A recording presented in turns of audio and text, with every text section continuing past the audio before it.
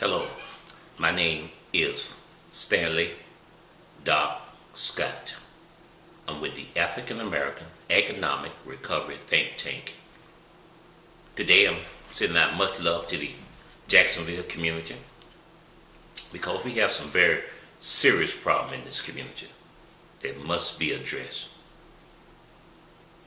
First, most important, I am totally against the officer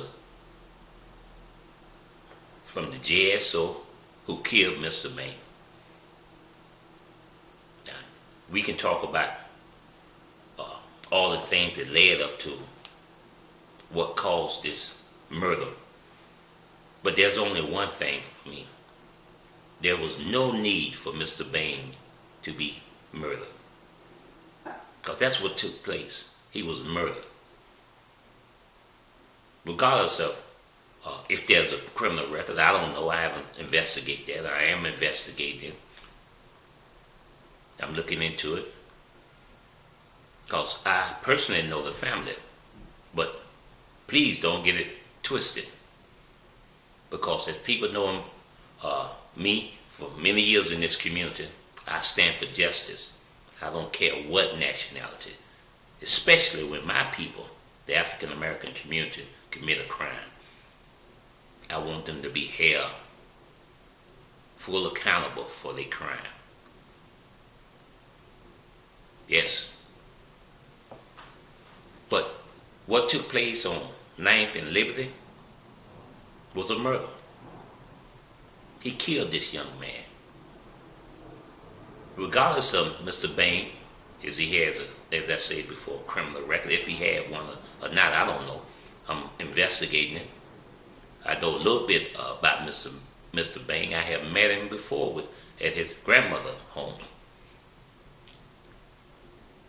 And I am aware that he have had a little trouble in his life. But that is no reason to kill anyone. That's right, that's no reason to kill anyone. But if the police is wrong, he should be held accountable. And in this case right now too, until I see some more facts, he murdered Mr. Bing.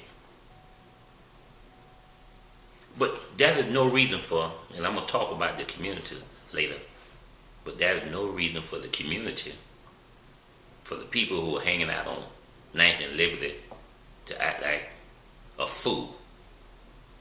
That's not the answer. Marching is not the answer. But once again, I do not want to address it. Right now, I want to stay on this point. This point here. As far as I'm concerned, Mr. Bing was murdered. Now, I want to talk about the African American community. And I want to talk about the religious community. I want to talk about a pastor who I respect and love, but I'm going to call him out too. Bishop McLaughlin, a very intelligent man who, like I said, I respect and love very much, his whole family. But right now, I'm calling him out. Because he's in the position to help his community, help this Jacksonville community, especially the African American community. I'm appalled by Pastor McKissick and his son. I'm appalled by the bishop out to Faith Christian Center out there in Arlington. Bishop Washington, McKissick, and all those high-ranking bishops, pastors, and ministers who are taking over $1 million a year, who are doing absolutely nothing as a collective group to make the African American community and the city of Jacksonville a better place. You are not working together. You're so busy concerned about yourself, putting money in your pocket, living a good life, and using your constituents in your church. Because it's misguided, man. There's no reason for us to be taking in this kind of money at least 3 days a week in these churches here. And we have no resolve for our community. Absolutely no resolve in our community. We have not taken the time out to put together one plan of action, regardless of the denomination, what church you attend, what side of town you live. I'm talking about the African American community. There's no reason for this, man. Woman. There's no reason for this. Now, I know there's a lot of injustice going on out in this country. This country is made of injustice. This is an unjust country. But that does not mean that African Americans has to live the type of life we are living. And let me put some quick points out there. The average African American, and I'm talking about you, middle class, high middle class African American, you have a less than $1,000 in your banking account. But you're riding around here in your Mercedes Benz, living in a nice home. And I'm talking about, we have nice homes right here on the north side. We have plenty of beautiful homes owned by African Americans. Nice neighborhood. But they don't work together. They don't support one another. We are the most ignorant people in America. Because we spend right here in Jacksonville, and I say that many times, over $14 billion and can't do nothing to help the less fortunate in our community. We have no plan of action as far as what, except the plans that we have for the African American Economic Recovery Think Tank that we have provided to the community, whether you agree with it or not. I am appalled. I am disappointed. And you could say, well, what is he talking about? Well, if anybody knows my track record, I attended school here at Stanton and Rebo. I left and I joined the military.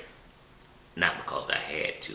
I joined the military. Sorry, I apologize for that. I joined the military because I wanted to make a difference. Because I seen so many brothers going during my time, joined the military in Vietnam. I could have went to college.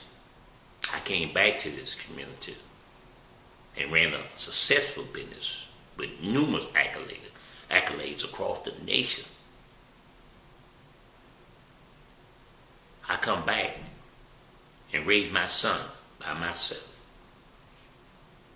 Now, when I say raise my son by myself, there was many people in my community that worked with me to help raise my son. I have been involved in civil rights for over 40 years. I continue to go to school board meetings. I don't have a child in school, but I go to school board meetings, city council meetings. A very hard-working young lady named Nikki Bronson. We go down to these different meetings and represent our community and bring back information to our community, to empower our community. But they don't read. And I'm not talking about the less fortunate. I'm talking about educated African Americans who have good income but do absolutely nothing for anyone. I'm talking about people who say they go to church every Sunday but do absolutely nothing for anyone else. As a community. Now, there are plenty of African Americans that are doing great things. Less than a third of them are working in communities and doing things, but as a collective group, we do not work together. Now, I say this to my community, the African American community, and especially the high-ranking ministers and pastors and bishops. Why you continue to curse Jesus? I'm asking you, why are you cursing Jesus?